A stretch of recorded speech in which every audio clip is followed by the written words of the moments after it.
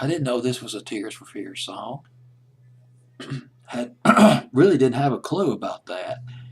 You learn some wondrous things when you do research. Number 7 on my fantasy playlist had this at number 1. This was a big hit over in Europe.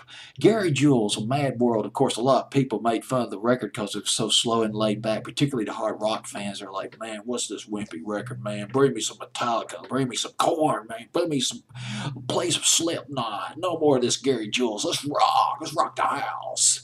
Yes, I know. I understand. But sometimes you got to have a hit record. You can only be so hard. Gary Jules, well, man, I don't know where that came from. I guess the reason why I brought that up was because I thought I overheard a DJ in England or something like that make fun of the record. Mad World by Gary Jules at number 7 on my fantasy playlist of July 23rd, 2004. I might have had this song up at number 1 on my fantasy playlist for several weeks. Tears for Fears, they wrote this record 1982. Tears for Fears. Now keep in mind, historically speaking, Tears for Fears, they were bigger in England.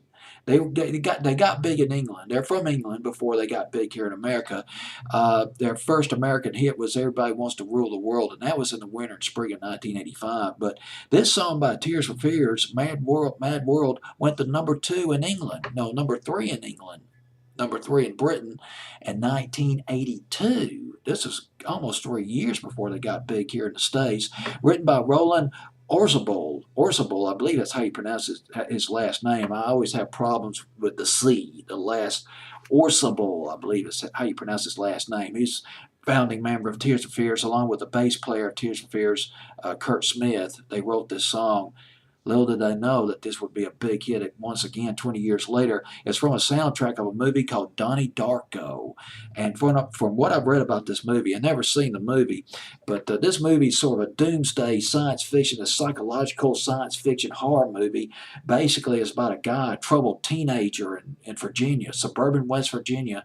One night he's awakened. He's taken outside by this guy who's dressed up as an enormous rabbit, wearing this giant rabbit costume. He tells the kid the world's going to end in 28 days. At dawn, this kid goes back to his house. He finds that a jet engine had crashed right into his bedroom, and his sister tells him she has no clue. The FAA, the Federal Aviation Administration, they don't have any clue where the plane came from. And so the movie goes from there. But anyway, the movie did well. The budget for the film was, well, I got two different figures. I'll just say it was somewhere between $3 to $5 million. The movie was cut in 28 days. Filmed in 28 days, grossed over $7 million, maybe more than that.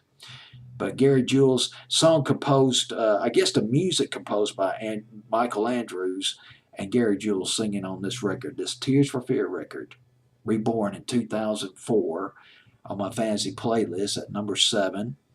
And this is Mad World.